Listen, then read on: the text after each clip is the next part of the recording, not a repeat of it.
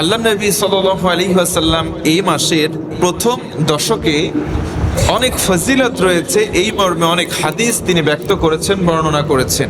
আজকে আমরা সেই বিষয়গুলো জানার চেষ্টা করব। জিলহজ মাসের প্রথম দশকে কি কি ফজিলত দিয়ে আল্লাহ সুবহানাহু ওয়া তাআলা আমাদেরকে ধন্য করেছেন। পাশাপাশি যেহেতু এই কোরবানিটা একজন নবীকে কেন্দ্র করে মূল রুট হিসেবে শুরু হয়, তার নাম হচ্ছে আমাদের জাতির পিতা ইব্রাহিম আলাইহিস সালাতু ওয়াস সালাম। তিনি হচ্ছেন রুট বা শেকড়, যদিও পরবর্তীতে ইনক্লুড হয়েছিলেন নবী ইসমাঈল আলাইহিস সালাম, তাঁরই সন্তান নবী ইব্রাহিম এবং ইসমাঈল আলাইহিস সালাম।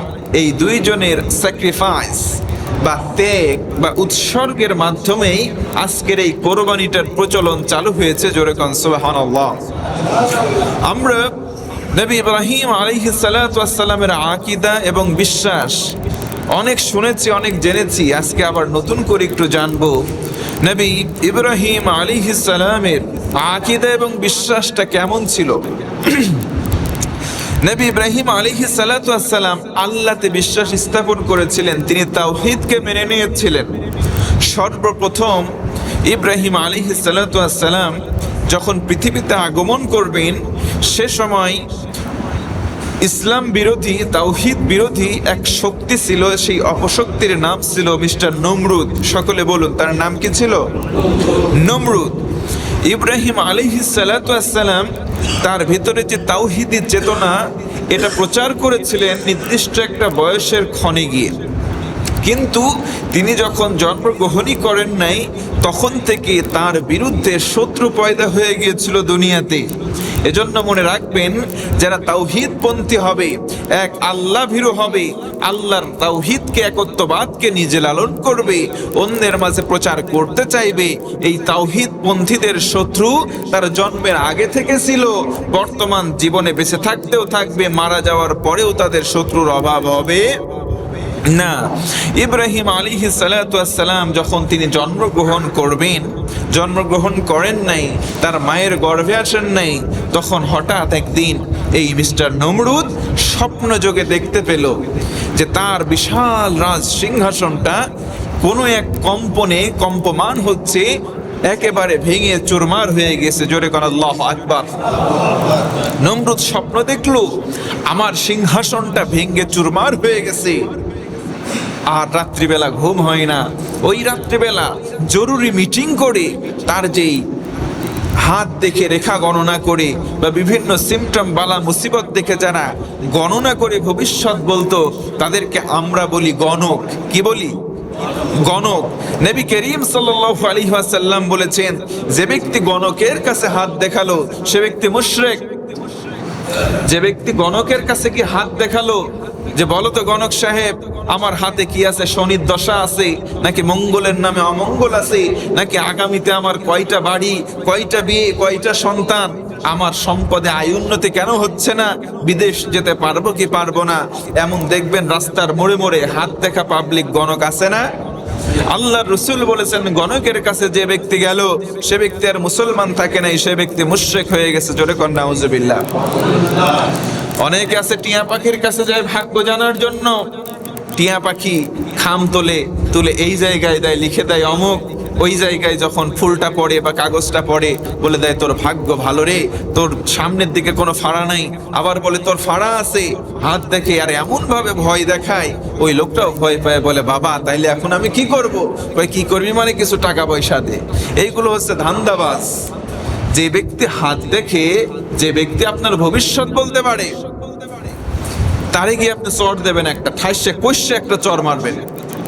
যে ব্যক্তি আপনার ভবিষ্যৎ বলে দিচ্ছে যে ভবিষ্যতে তোমার এই হবে সেই হবে, আপনি গিয়ে একবার চপে আঘাত করবেন একটা, ও যে তখন বলবে বেটা তুই আমার চর মারলি কেন? আপনি তখন তারে ধরবেন, বেটা সারা জীবন লোকের ভবিষ্যৎ বলি, আমি যে এই সময় এসে তোরে একটা চর মারবো, এই ভবিষ্যৎ তুই জানতি না বেটা? তার মানে সবগুলা ধান্দাবাজ নাম্বার এক। কথা বলে ঠিক কিনা? এইগুলোর কাছে যাবেন না। নবীজি বলেছেন ঈমান হারা হয়ে যাবেন। আল্লাহর রাসূলের ভিতরে যতজন নবী পয়গম্বর আলাইহিস সালাতু ওয়াস সালাম দুনিয়াতে এসেছিলেন, তাওহীদের, আল্লাহর একত্ববাদের যিনি দাওয়াতি বিচরণ করেছিলেন যতজন, তার মধ্যে অন্যতম ছিলেন নবী ইব্রাহিম আলাইহিস সালাম। ইব্রাহিম আলাইহিস সালাম মায়ের গর্ভে আসে নাই, নমরুদের এইরকম সিংহাসন ভেঙে পড়ে গেছে স্বপ্নের। সবাইকে ডাকা হলো, গণকদেরকে বলা হলো আমি স্বপ্নে দেখছি আমার সিংহাসন ভেঙে যাচ্ছে। গণক ঠাকুরেরা গোল হয়ে বসে তারা গণনা করে করে বলল, ও আমাদের রাজা, আমরা গণনা করে দেখলাম তোমার এই মসনদ সত্যি সত্যি ভেঙে চুরমার হবে। জোরে কোন আল্লাহু আকবার। তোমার এই রাজ্যের মধ্যে এমন একটা পুরুষের, এমন একটা মহাপুরুষের আগমন বা আবির্ভাব হতে চলেছে যে দুনিয়াতে আসবে, তোমার এই অঞ্চলকে দখল করবে, তোমার এই অগ্নি পূজাকে বন্ধ করবে, তোমার এই পাথর পূজাকে বন্ধ করবে, সমস্ত কিছু ভেঙে ধূলিসাৎ করে দিয়ে এক আল্লাহর তাওহীদকে বুলন্দ করার চেষ্টা করবে। জোরে কোন আল্লাহু আকবার। নমরুদের এমনি মাঝরাতে ঘুম ভাঙছে, আর ঘুম নাই। যখনই শুনছে আমার এই মসনদ চলে যাবে, তখন ওর ঘুম আরো হারাম। হারাম হওয়ার পরে তখন গণক ঠাকুরদের বলল, কি হে, সেই ছেলের কি জন্ম হয়েছে? বলে এখনো মায়ের গর্ভে আসে নাই, তবে খুব অল্প সময়ের ভিতরে জন্ম হবে। নমরুদ বলল কোনো সমস্যা নাই, জন্মকে ঠেকায় দেব। জোরে কর নাউজুবিল্লাহ। জন্ম দেওয়ার মালিক কে? কাউরে যদি মৃত্যু দেয় সেটারও মালিক কে? তাহলে নমরুদ এবার তখন বলল, আমি আমার রাজত্বকে টিকানোর জন্য, আমার এই মসনদ, এই সিংহাসনকে টিকিয়ে রাখার জন্য, স্থায়িত্ব বাড়ানোর জন্য যা কিছু করা দরকার আমি করব। বলে কি করবেন আপনি? এই মুহূর্তে আমি আইন জারি করলাম, আমার এই অত্র এলাকার মধ্যে যতজন ছোট ছোট বালক পুত্র আছে, যতজন ছোট ছোট বালক পুত্র আছে, একটাও বাদ থাকবে না, সবাই রে নির্বিচারে জবাই করো, হত্যা করো। জোরে কর নাউজুবিল্লাহ। তাওহীদকে মাটিতে পুঁতে দেওয়ার জন্য, নিজের ক্ষমতাকে পাকাপোক্ত করার জন্য মানুষ নির্বিচারে গণহত্যা চালু করেছিল এই নমরুদ। জোরে বলেন না নাউজুবিল্লাহ। নিজের ক্ষমতাকে পাকাপোক্ত করার জন্য নির্বিচারে ইব্রাহিম আলাইহিস সালাতু ওয়াস সালামের জন্ম ঠেকাতে গিয়ে, তাওহীদের বিপক্ষে গিয়ে অসংখ্য অগণিত বনি ইসরায়েলের অসংখ্য অগণিত শিশু, যেই শিশুগুলো কোনো অপরাধ করে নাই, তারা জানেও না তাদেরকে কেন হত্যা করা হয়েছিল, সে সময় নির্বিচারে এই রকম গণহত্যা চালানো হলো। বাস, চ্যাপ্টার একটাই শেষ নয়, এবার আইন জারি করলো, যারা গর্ভবতী আছে, যারা প্রেগনেন্ট আছে, 4 মাস 5 মাস 7 মাস হয়ে গেছে, সবার তালিকা করো।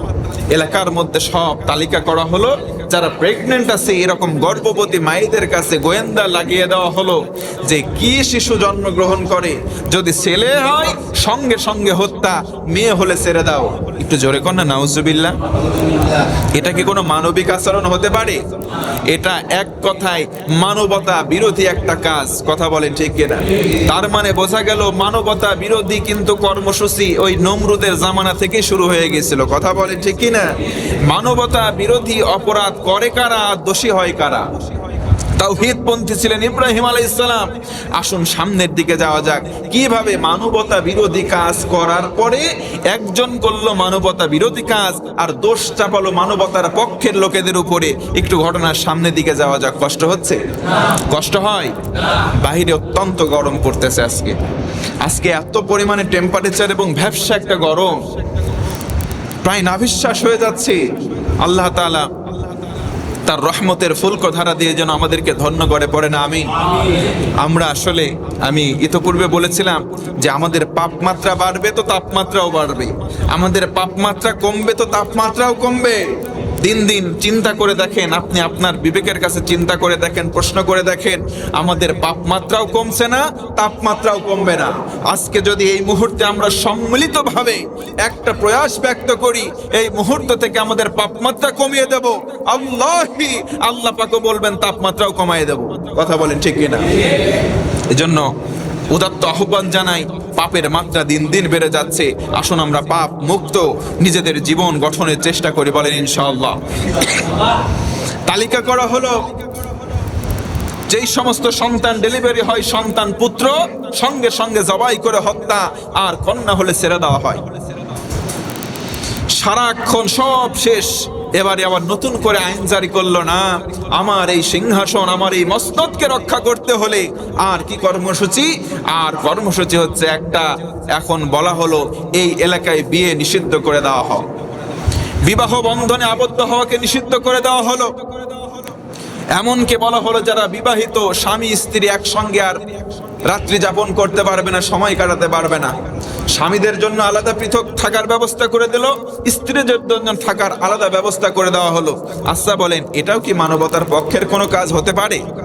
সবাই বলেন পারে না।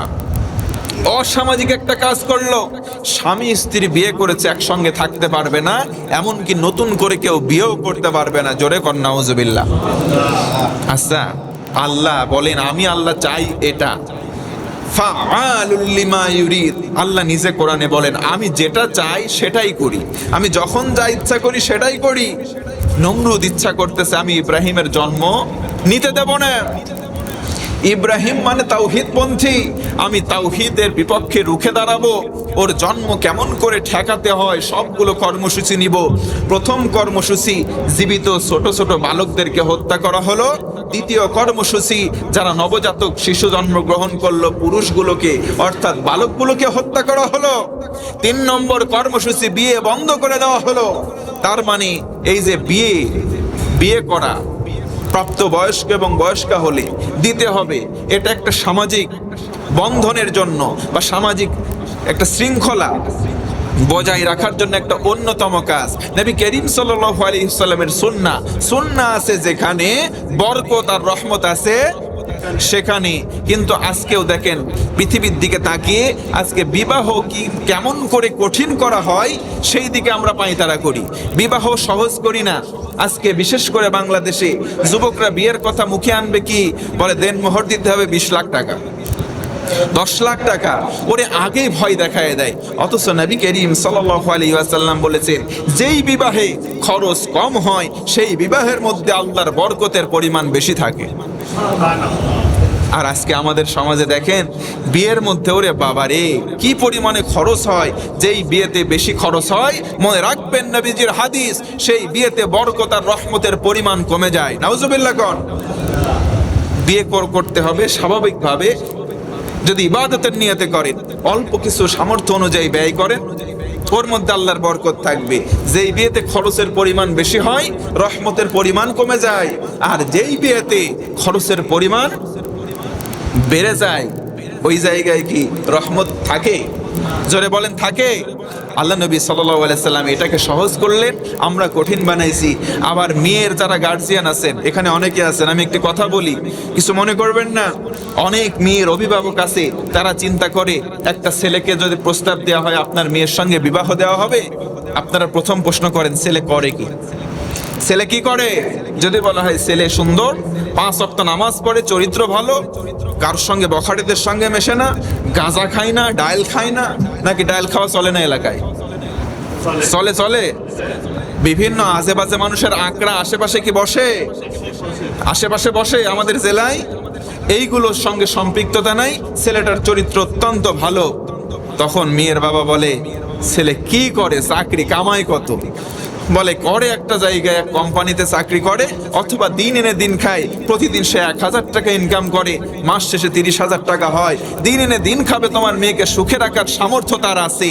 তখন মেয়ের বাবা যদিও বা মনে মনে রাজি হয়, সৎ নেককার একটা ছেলেকে দেখে, তখন বউয়ের কাছে গিয়ে যখন বলে, অর্থাৎ মেয়ের মায়ের কাছে, মেয়ের মাও স্বামীর উপরে কথা বলতে পারে নাই, এবার মেয়ের মা তার বোনের কাছে বলছে, মানে মেয়ের খালার কাছে। তখন খালার পক্ষ থেকে বলা হয়, বা আশেপাশে চাচি মামিদের পক্ষ থেকে বলা হয়, না বাদ দাও, সরকারি চাকরি নাই তো মেয়ের বিয়ে দেওয়াও নাই। কথা বলেন আছে না নাই? এইগুলো আছে। সরকারি চাকরি আছে তো বিয়ে আছে। সরকারি চাকরি করে, আগে নাকি একটা বিয়ে করছিল, বউটা চলে গেছে, বেটার বয়সও হয়ে গেছে, কোনো ব্যাপার নাই, কোনো ব্যাপার নাই, সরকারি চাকরি আছে, শহরে একটা বাড়িও আছে দোতলা, কোনো দিকে তাকানোর দরকার নাই, মেয়েটার দে বিয়ে।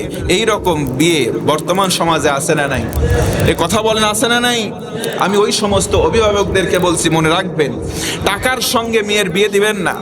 যদি টাকার সঙ্গে ঐশ্বর্যের সঙ্গে বিয়ে দেন, হয়তো সাময়িক সুখ পাবে, কিন্তু শান্তি পাবে যদি বলতে পারেন হুজুর সুখ শান্তি তো একই জিনিস, না, আমি বলবো একই হলেও ক্যাটাগরিতে একটু ভিন্ন আছে। যেমন আমি আমার ভাষায় বলি, সুখ হলো এই যে টাকা পয়সা ফুলুস যে উপভোগ করি, এইগুলো হচ্ছে সুখ, অর্থাৎ ভোগ্য পণ্যের নাম হচ্ছে সুখ। আর মনস্তান্ত্রিক যে একটা ক্লান্তি শেষ করে একটা অনুধাবন, এই অভ্যন্তরীণ বিষয়টাই হচ্ছে শান্তি, অর্থাৎ শান্তি মনের বিষয়, আর সুখটা হচ্ছে ঐশ্বর্যের বিষয়। জোরে কোন আল্লাহু আকবার।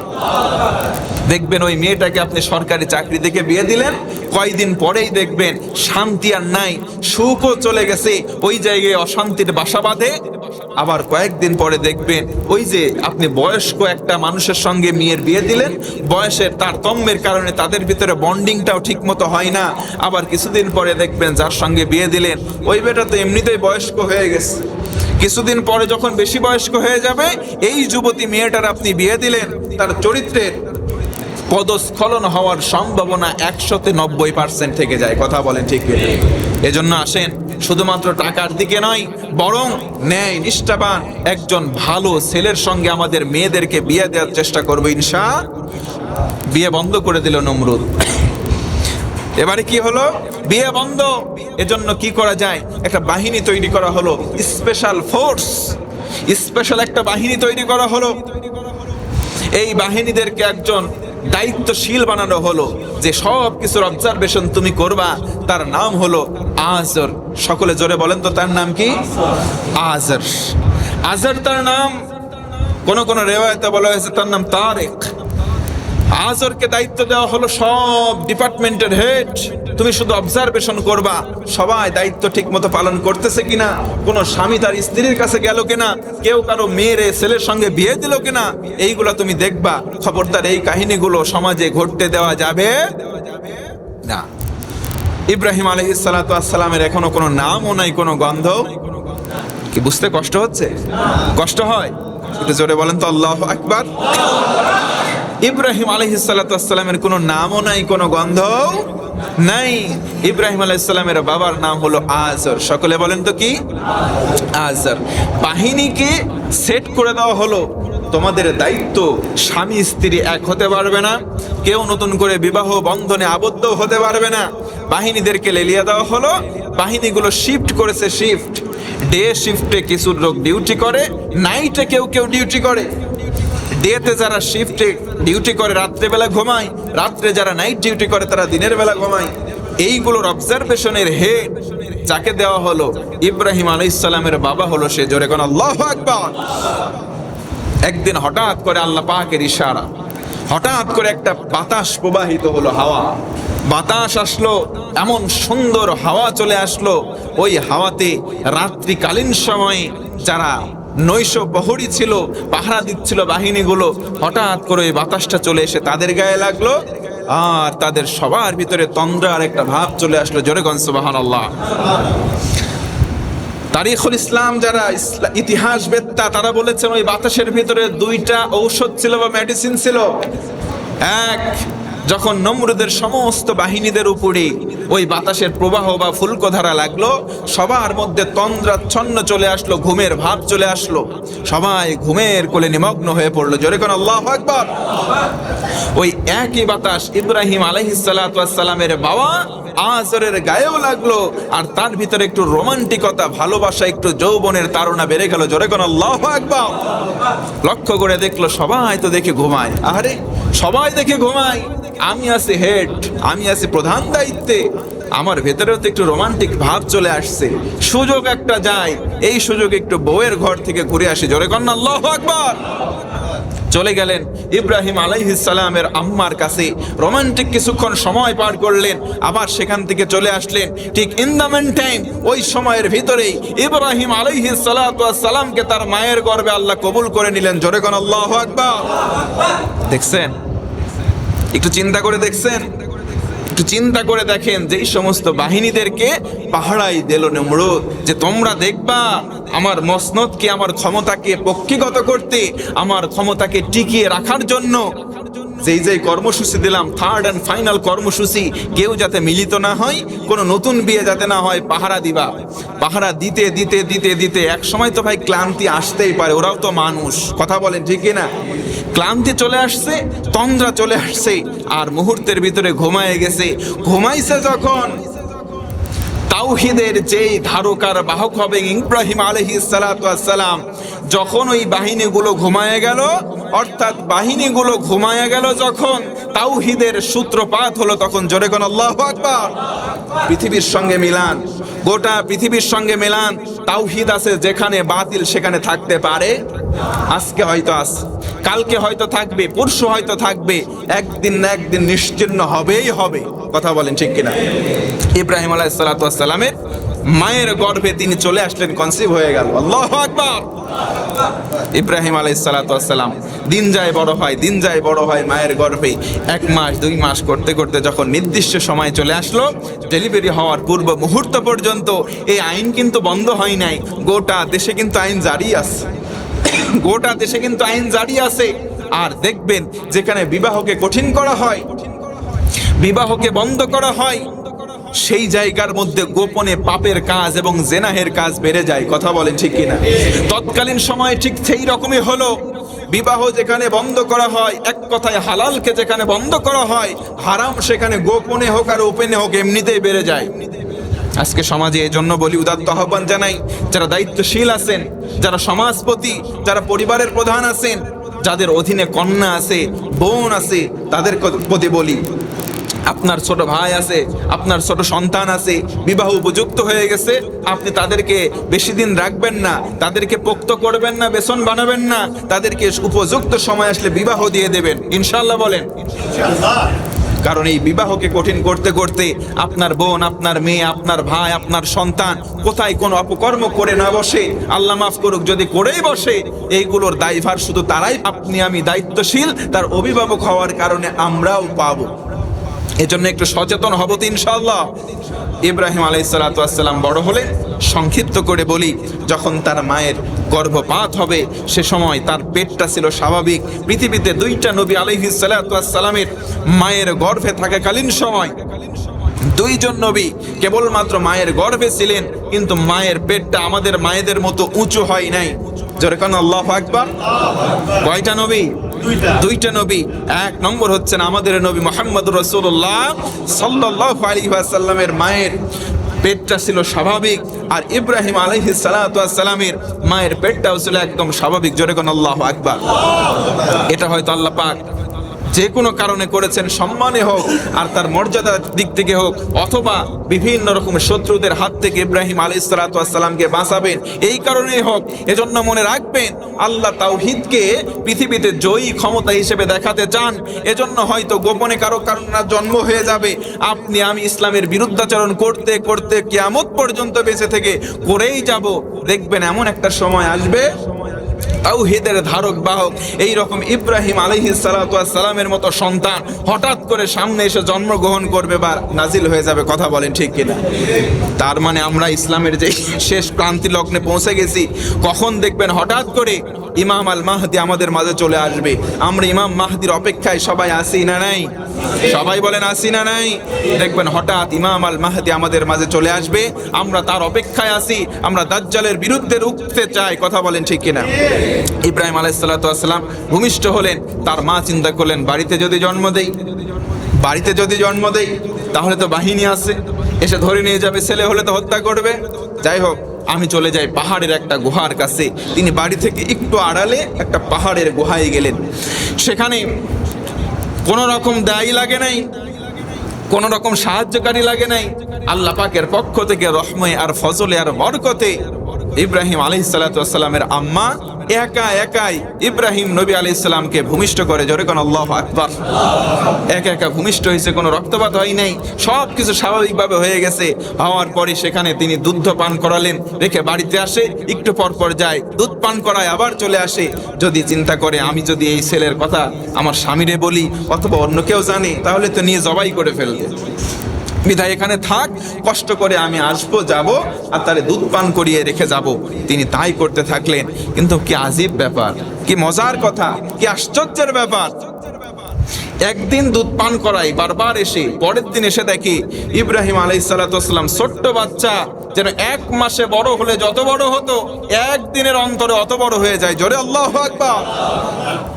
মাত্র কয়েকদিনের ব্যবধানে তিনি এতটা হুষ্টপুষ্ট হলেন, এমনকি তার লফজ, তার জবান দিয়ে কথার ফুলকধারা প্রবাহিত হলো। জোরে আরেকবার আল্লাহু আকবার। কয়েকদিনের ব্যবধানে তিনি কথা বলা শিখলেন।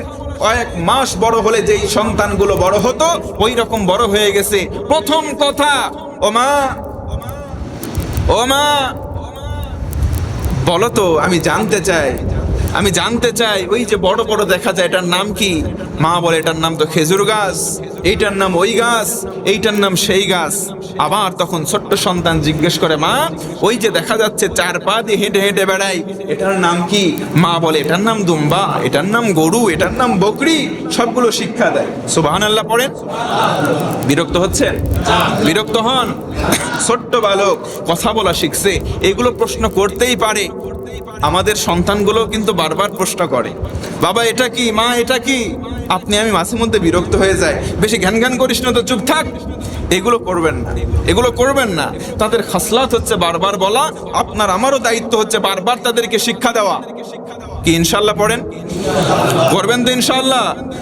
আমার ছোট্ট মেয়েটা কথা বলা শিখছে তো, 2 ভাইয়ের সঙ্গে যখন খেলা করে বারবার তাদেরকে প্রশ্ন করে। তারা যখন বিরক্ত হয়ে যায় এসে বাবা অথবা মা অথবা দাদা অথবা দাদির কাছে এসে বারবার আবার জিজ্ঞেস করে এটা কি সেটা কি। আমরাও মাঝে মধ্যে বিরক্ত হই, কিন্তু এই বিরক্ত হওয়া যাবে না। তাদের সঙ্গেও কোমল এবং নম্র আচরণ করে আমরা সঠিকটা শিক্ষা দেব ইনশাআল্লাহ। ইব্রাহিম আলাইহিস সালাতু ওয়াস সালাম বললেন, মা এইগুলো যে দেখা যাচ্ছে এটার নাম যদি এই হয় এটার নাম সেই হয়, ফার্স্ট আমার কোশ্চেন, মা এগুলোর রব কে? জোরে আওয়াজ করে বলেন তো আল্লাহু আকবার। দেখছেন প্রথম প্রশ্ন। এজন্য যারা ট্যালেন্ট হবে, যারা বুদ্ধিমত্তা সম্পন্ন হবে, ছোটবেলা থেকে তাদের প্রশ্ন হবে কিন্তু উল্টাপাল্টা। তাদের প্রশ্নই হবে তীক্ষ্ণ বিচক্ষণ, যেই প্রশ্নের উত্তর আমি আপনি হয়তো মাঝে মধ্যে জানবো না। ইব্রাহিম আলাইহিস সালাতু ওয়াস সালাম ছোট বালক।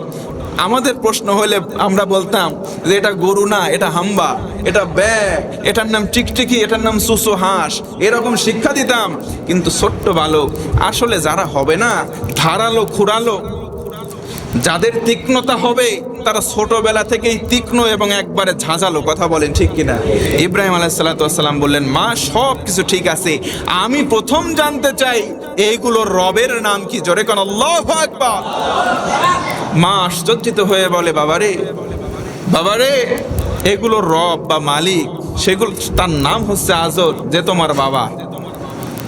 দ্বিতীয় প্রশ্ন, মা ভালো কথা, এগুলোর মালিক বা রব যদি আমার বাবা হয়, আমি জানতে চাই মা বলো তো আমার বাবার রবের নাম কি? জোরে বলুন আল্লাহু আকবার। প্রশ্ন দেখছেন কত দূর গেছে? এইবার তখন মা একটু নড়ে চড়ে বসছে। কি রে বাবা, বলে কি? তোর বাবার আবার রব, যেহেতু নমরুদের অধীনে তোর বাবা চাকরি করে, তোর বাবার রবের নাম হচ্ছে নমরুদ। জোরে আরেকবার আল্লাহু আকবার। ইব্রাহিম আলাইহিস সালামের সুযোগ পাইছি, মা এইবার জায়গায় আসছে, এবার বলো তো নমরুদের রবের নাম কি? জোরে আরেকবার আল্লাহু আকবার। নমরুদের রব কে? মা তখন অ্যাস্টনিশ হতভম্ব হয়ে গেছে, মুখটা চেপে ধরছে। বাবারে খবরদার এই কথা আর বলিস না, এই কথা আর বলিস না। আনা রব্বুকুমুল আ'লা, যেই নমরুদ নিজেই রব দাবি করে, তুই যদি প্রশ্ন করিস তার রব কে, তোর কল্লা থাকবে? জোরে বলেন থাকবে? বাবারে এই কথা বলিস না, এই কথা বলার মতো সমাজ নাই, পরিস্থিতি ভালো না, দেশ দুনিয়ার পরিস্থিতি ভালো না। খবরদার তাওহীদের পক্ষে, তার বিপক্ষে বলিস না। তার বিপক্ষে বললেই তোর কল্লা কাটা যাবে, আর না হয় তোর জেলে ভরা হবে, না হয় তোর জরিমানা করা হবে, না হয় তোর ফাঁসি দেওয়া হবে। এই কথা বলা যাবে না, তার বিপক্ষে কোনো কথাই বলা যাবে না। সে গদিতে আছে, গদি বাঁচানোর জন্য সে যা ইচ্ছা তাই করতেছে। মা তো ঠিকই বুঝছে, ছেলেরে বলতেছে, বাবারে মুখ চেপে ধরে, বাবা খবরদার, দেশ দশের পরিস্থিতি ভালো না, এলাকার পরিস্থিতি ভালো না, এই সমস্ত কথা তুমি আর বইলো। নাসর বান্দা যারা তাওহীদপন্থী হবে, ছোটবেলা থেকে তাদের জীবনের মায়া করে না, ছোটবেলা থেকে তাদের জীবনের কোনো পরোয়া নেই। ইব্রাহিম আলাইহিস সালাম ছোটবেলায় চিন্তা করলেন, আহারে আমি তো আমার প্রশ্নের উত্তর পেলাম না। তিনি সেখান থেকে একটু নির্জনে পাহাড়ের কাছে চলে গেলেন। সেখানে চারিদিকে তাকায়, খুঁজতে থাকে আমার রব কোথায়, আমার রব কোথায়, আমার রব কোথায়। কোথাও সে রবের কোনো অস্তিত্ব না পেয়ে হঠাৎ করে দেখতে পায়, আহারে এই তো বুঝি আমার রব পেয়ে গেছি। দেখা যায় রাত্রিবেলা ছোট্ট ছোট্ট তারা মিটি মিটি আলো দেয়, জোরে কোন সুবহানাল্লাহ। তারা দেখে চিন্তা করে এই তো মিটি মিটি আলো দেয় ছোট্ট ছোট্ট তারা, এটাই আমার রব। কিছুক্ষণ পর দেখে কি ব্যাপার, তারা তো তারাই আছে, অনেক বড় আলো দিচ্ছে, তার নাম হচ্ছে চাঁদ। আহা, মনে হয় এটাই আমার রব। তখন রাত্রিবেলা দেখতে দেখতে তার রাত কেটে যায়। যখন সুবহে সাদিক হয়, সকাল হয়, সকালের আভা কাটিয়ে যখন সূর্য আলো দিতে শুরু করে, কিছুক্ষণ পর সূর্যের আলো ব্রাইট থেকে ব্রাইটেস্ট। যখন চিন্তা করলো কি রে, রাত্রে তারার থেকে চাঁদের আলো বেশি, চাঁদের আলো থেকে সকালের সূর্যের আলো বেশি, দ্বিপ্রহরে এসে দেখি সূর্যের আলোটাও অনেক বেশি। আমার আর বুঝতে বাকি নাই, এই সূর্যই আমার রব। চিন্তা করতে করতে রবকে খুঁজতেছে। তাওহীদপন্থী যারা হয় তারা রবকে খোঁজে, খুঁজতে খুঁজতে হঠাৎ বিকেল হয়ে গেল। সানশাইন ইজ ডাউনিং, যখন ডাউন হয়ে গেল একবারে গোধূলি লগ্নে, কি ব্যাপার, আমি না আমার রবকে দেখলাম দুপুরবেলা কত সুন্দর আলো দিচ্ছে, সন্ধ্যা ঘনিয়ে আসছে, আরে এই তো দেখি আমার রব তার নিজের অস্তিত্ব, নিজের গতি, নিজের আলোই হারায় ফেলতেছে। যখন এইভাবে করতে করতে সন্ধ্যা ঘনিয়ে আসলো, সূর্যের অস্তিত্ব যখন বিলীন হয়ে গেল, একেবারে মুখটা হতভম্ব হয়ে ইব্রাহিম আলাইহিস সালাতু ওয়াস সালাম, ছোট্ট মানুষ, তখন বললেন, না, যে জিনিস ডুবে যায়, যে জিনিসের আলো কমে যায়, যেই জিনিসের অস্তিত্ব টিকে থাকে না, সেই জিনিস আমি ইব্রাহিমের রব হতে পারে। ইন্নী ওয়াজ্জাহতু ওয়াজহিয়া লিল্লাযী ফাতারাস সামাওয়াতি ওয়াল আরদ হানিফান ওয়া মা আনা মিনাল মুশরিকিন। ওই মুহূর্তে তিনি কথা বলেছিলেন, না, দুনিয়ার কেউ নয়, আমি এক আল্লাহর দিকে মুতাওয়াজ্জা হচ্ছি। জোরে বলুন আল্লাহু আকবার। তাওহীদপন্থী যদি হতে হয়, ইব্রাহিম নবীর মতোই আমাদেরকে হতে হবে। ইব্রাহিম আলাইহিস সালাতু ওয়াস সালামের আকীদা এবং বিশ্বাস কেমন ছিল? ইব্রাহিম আলাইহিস সালাতু ওয়াস সালামের আকীদা এবং বিশ্বাস ছিল, তিনি বিশ্বাস করতেন সৃষ্টিকর্তা একমাত্র হেদায়েত বা পথ দেখানোর মালিক, আর আমাদের সৃষ্টিকর্তাকে, এটা সবাই জোরে বলেন কে? তো আমাদের জাতির পিতা যেই চিন্তা চেতনা বিশ্বাস আকীদা লালন করেছিলেন, আমরা কি তার বিপরীত কোনো আকীদা লালন করতে পারি? তার মানে আমরা এই কথা দ্ব্যর্থহীন কণ্ঠে ঐক্যমত ভাবে বলতে পারি, আমাদের জাতির পিতা ইব্রাহিম আলাইহিস সালাতু ওয়াস সালাম যেই চিন্তা চেতনা এবং ধ্যান ধারণা এবং বিশ্বাস আকীদা পোষণ করেছিলেন, আমরা তার সন্তান হিসেবে ওই একই আকীদা পোষণ করব। এক নম্বর, তিনি বলেছিলেন হেদায়েতের একমাত্র মালিক কে? আরো জোরে। এখন যদি বলেন হেদায়েতের মালিক আমার পীর সাহেব, তাহলে ইব্রাহিম নবী আলাইহিস সালাতু ওয়াস সালাম তাওহীদপন্থী হয়ে প্রথম ঘোষণা যেটা দিলেন, আপনি তার বিপরীত যদি ঘোষণা দেন, আমি এই কথা বলবো, আমি তাওহীদপন্থী হতে পারি? জোরে বলেন, হতে পারে? তাহলে এক নম্বর, আমাদের চিন্তা চেতনায় থাকবে আমাদের হেদায়েত দেওয়ার মালিককে। আল্লাযী খলাকানি ফাহুয়া ইয়াহদিন, তিনি বলেছিলেন যিনি আমারে সৃষ্টি করেছেন তিনি আমারে পথ দেখান। জোরে কোন সুবহানাল্লাহ। দুই নম্বর, আল্লাহ প্রকাশ্য এবং অপ্রকাশ্য সব জানেন, এই বিশ্বাস বা আকীদা পোষণ করেছিলেন আমাদের জাতির পিতা ইব্রাহিম আলাইহিস সালাম। তাহলে আমরাও এই কথা বলবো, প্রকাশ্য এবং গোপনে যা জ্ঞান আছে সব জানে কে? আরো জোরে বলেন। আল্লাহ তাআলা বলেন, রব্বানা ইন্নাকা তা'লামু মা নুখফি, যা কিছু গোপন আছে সেই গোপন জ্ঞান আল্লাহ জানে, এমন কি যেটা ইউজহার প্রকাশিত সেই জ্ঞানও জানে কে? আল্লাহ। তিন নম্বর, ইব্রাহিম আলাইহিস সালাম আকীদা পোষণ করেছিলেন, তিন নম্বর হলো ইব্রাহিম আলাইহিস সালাম বলেছিলেন একমাত্র খাওয়ানো এবং পান করানোর দায়িত্ব কার? সবাই জোরে বলেন, কার? পৃথিবীতে মানুষ আপনারে খাওয়াইতে পারে না। অনেকে একটু হাসির ছলে আমরা মাঝে মধ্যে বলি খাদ্যমন্ত্রী আমাদের বউ, তার মানে তারা রান্না করে। এগুলো যদি রসিকতা করে বলেন ঠিক আছে, কিন্তু খাদ্যের যে দায় এবং দায়িত্ব, পানাহারের যে দায়িত্ব টোটালি মেইনটেইন করতে পারেন একজন রব, তিনি কে? আল্লাহ পাক। তিনি ইব্রাহিম আলাইহিস সালাম এই ধারণা পোষণ করেছিলেন। আল্লাহ তাআলা কোরআনে বলেন, ওয়াল্লাযী হুয়া ইউতঈমুনি ওয়া ইয়াসকিন, তিনি তো সেই সত্তা, সেই সত্তার দায়িত্ব হচ্ছে আমাকে পান করানো, আমাকে খাওয়া। বাইরে কি বৃষ্টি হচ্ছে? বাইরে বৃষ্টি হচ্ছে, একটু উঁচু গলায় পড়েন তো আলহামদুলিল্লাহ। আর একবার বলেন আলহামদুলিল্লাহ। আজকে মসজিদে ঢোকার পরে প্রথম দোয়াই আমার ছিল, আল্লাহ এই গরম, এই বছরের শ্রেষ্ঠ গরম আমার মনে হচ্ছে, আল্লাহ তোমার কাছে বলি আমি ঢুকেই আজকে দোয়া করেছি, আল্লাহ একটু রহমতের বৃষ্টি দাও। ধরে কোন আলহামদুলিল্লাহ। আমার সুজন ভাই আমার সাথে আসে, আমার সফর সাথী, এসে বলতেছিলেন যে ভাই হয়তো আজকে আপনার দোয়াটা কবুল হয়ে যাচ্ছে। তো কবুল হয়ে গেছে, আরেকবার বলেন না আলহামদুলিল্লাহ। চারিদিকে নাবিশ্বাস, এতটা গরম, আজকে সকালে আমার চোখ দিয়ে পানি বের হয়ে গেছে। আমি গোসল করতেছি সরাসরি পানি, ঠান্ডা পানি দিয়ে গোসল করে যখন গাটা মুছতেছি একদিক দিয়ে আরেক দিক দিয়ে ঘেমে যাচ্ছে। চিন্তা করেন আপনাদের অবস্থা কি তাই হয়েছে? আমি সঙ্গে সঙ্গে চোখ দিয়ে পানি বের হয়ে গেছে। আমি ভাবছি হয়তো রাত্রে একটা বিষয়ে টেনশন করছি। আমি সত্যি সত্যি মনে মনে ভাবছি আমার কি প্রেশার বাড়লো নাকি, আমার নিজের চিন্তা কি প্রেশার বেড়ে গেল নাকি। ওখান থেকে বের হয়ে চাচতো ভাইয়ের সাথে দেখা, বলতেছে ভাইয়া আজকে খুব গরম। আমি বললাম গরম কি তোমারও লাগতেছে নাকি? বলে গরম সবার লাগতেছে। রাস্তায় বের হয়ে যতজনকে জিজ্ঞেস করি দেখি সবার অবস্থা কাহিল। আজকে এই যে অবস্থা, গরমের মধ্য দিয়ে আল্লাহ পাক রহমতের একটু বাড়ি ধারা দিচ্ছেন, আমরা খুশি হয়ে আরেকবার আলহামদুলিল্লাহ। ইব্রাহিম আলাইহিসসালামের আকীদা এবং বিশ্বাস ছিল কয়েকটা, তার মধ্যে তিনি বলতেন যে একমাত্র রোগ থেকে মুক্তি দিতে পারেন যিনি, তিনি কে? তাহলে আমরা তার সন্তান, আমরাও বিশ্বাস করব রোগ মুক্তি বা শেফা দিতে পারেন কে? আল্লাহ বাদে দুনিয়ায় কোনো ডাক্তার কাউরে শেফা দিতে পারে? ডাক্তার ওসিলা মাত্র, একটা ওসিলা মাত্র মাধ্যম। সে চেষ্টা করবে, কিন্তু ওই ঔষধের কার্যকারিতা যদি বন্ধ করে দেয় আল্লাহ, ঔষধ যদি 1000 পাওয়ারেরও আপনি খান, কাজ হবে না। সুতরাং প্রত্যেক সময় ঔষধ সেবনের সময় আমরা তাওয়াক্কুল করব কার প্রতি? আল্লাহর প্রতি। আল্লাহ তাআলা ওয়াইদা, কোরআনে বলেন ওয়াইদা মারিদতু ফাহুয়া ইয়াশফিন, যখন আমি অসুস্থ হই। ইব্রাহিম আলাইহিস সালামের আকীদা বা বিশ্বাস, তিনি বলেন এই আকীদা লালন করেন, যখন আমি অসুস্থ হই আমারে শেফা দেয় কেউ না, শেফা দেয় কে?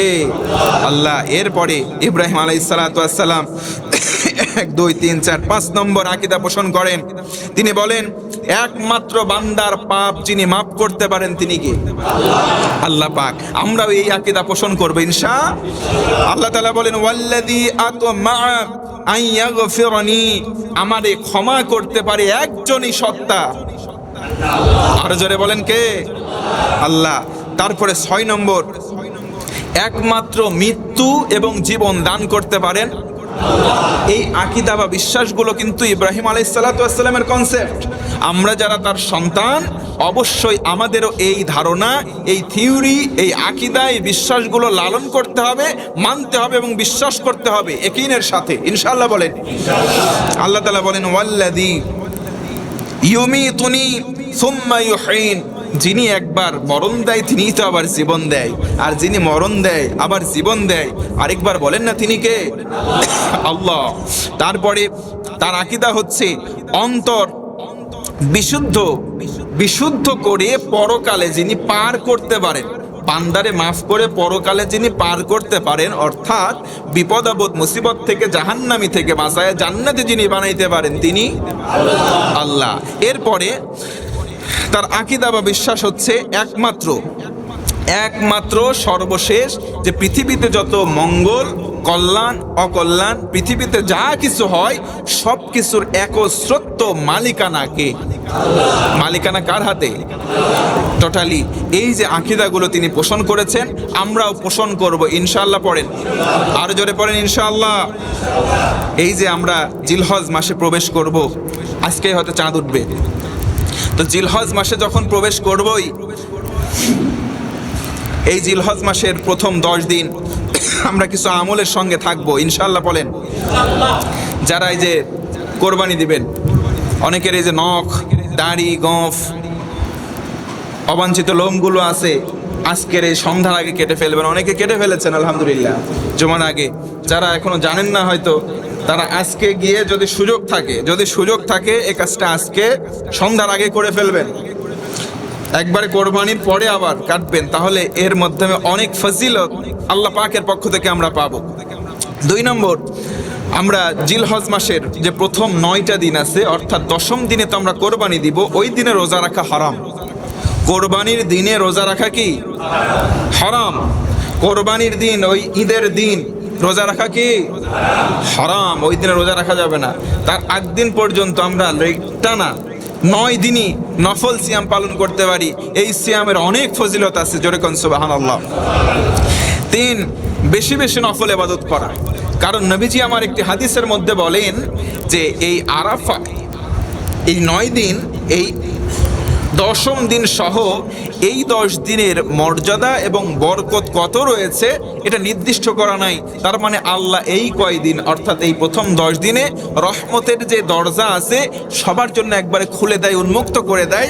অঝোরভাবে বান্দার প্রতি রহমতের বাড়িধারা আসতে থাকে, জোরে কোন সুবহানাল্লাহ। এজন্য বেশি বেশি নফল ইবাদত করব। 4 নম্বর, আমরা আন্তরিকভাবে তওবা করব। আমরা জীবনে যে পাপগুলো করেছি এই পাপগুলো ছেড়ে দিয়ে আমরা তওবা করব খালেস ভাবে। তওবা করব কার দিকে? আল্লাহর দিকে ফিরবো, অন্যের দিকে ফিরলে হবে না, আল্লাহর দিকে আমরা ফিরবো। সমস্ত পাপাচার ছেড়ে দিয়ে পুণ্যের পথ ধরবো ইনশাআল্লাহ। 5 নম্বর, আমরা বেশি বেশি আল্লাহর জিকির করব। জিকিরের 4টি শব্দ নবীজির হাদিস থেকে আমরা পাই। তাসবির 4টি শব্দ, জোরে বলেন কয়টা? 1 নম্বর সুবহানাল্লাহ, 1 নম্বর, 2 নম্বর আলহামদুলিল্লাহ, 2 নম্বর, 3 নম্বর আল্লাহু আকবার, 4 নম্বর লা ইলাহা ইল্লাল্লাহ। এই 4টা তাসবির বেশি বেশি জিকির করব। এছাড়া অন্য যেগুলো আপনি পারেন সেগুলোই পড়েন। তবে নবীজি বুখারী ও মুসলিম মুত্তাফাকুন আলাইহির হাদিস, কিয়ামতের দিন বান্দার আমলনামার নেকের যে পাল্লা হবে এই 4টার চাইতে অন্য কোনো তাসবিহ বেশি ভারী হবে না। তার মানে এই 4টাই বেশি ভারী হবে, সুবহানাল্লাহ। এরপরে আপনি বেশি বেশি সামর্থ্য থাকলে আপনি ওমরায় যান, সামর্থ্য থাকলে অবশ্যই হজ করবেন। 7 নম্বর, যদি আপনার সামর্থ্য থাকে অবশ্যই কোরবানি দিতে হবে।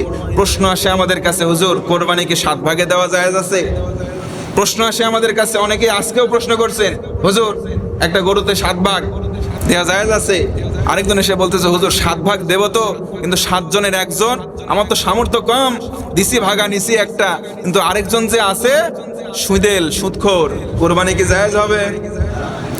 প্রশ্ন আছে না নাই? যে 7 জন ভাগে আপনি কোরবানি দিচ্ছেন, 1 জন আছে সুদখোর বা হারামখোর, এখন অন্য 6 জন যে আছে হালাল ইনকাম করেছে, হালাল অর্থ দিয়ে কোরবানি দিচ্ছে। প্রশ্ন করে আমাদের কাছে, হুজুর এই কোরবানি কি জায়েজ হবে কি হালাল হবে? আমি প্রথম আপনাকে বলবো, আপনি একটু দাঁড়ান। আপনার সামর্থ্য কয় হাজার টাকা? ধরলাম 10,000 টাকা। একটা ভাগ নিতে কি 10,000-এর কমে তো আর হয় না, হয়? একটু কথা বলেন, হয়?